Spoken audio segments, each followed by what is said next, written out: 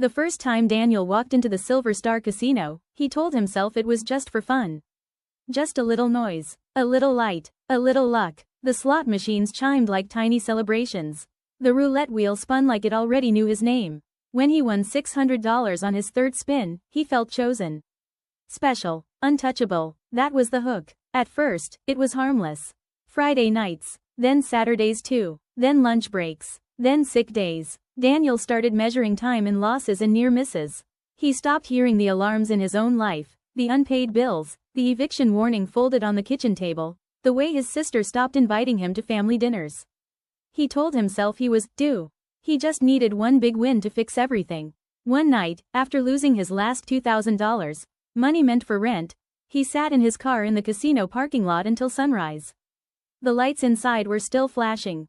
They never stopped. His phone buzzed. It was his sister. "You didn't come to Mom's birthday," she said softly. No anger, just disappointment. Something in him cracked. It wasn't the money. It wasn't even the shame. It was realizing the casino would always be open, but the people who loved him might not always wait. The next morning, instead of going home, Daniel drove somewhere else. A small community center with a faded blue sign that read Gamblers Anonymous, meeting tonight. He almost didn't go in. But he did. The room wasn't dramatic. No flashing lights, no spinning wheels, just metal chairs, bad coffee, and people who looked tired, but honest. When it was his turn to speak, his voice shook. "My name is Daniel," he said.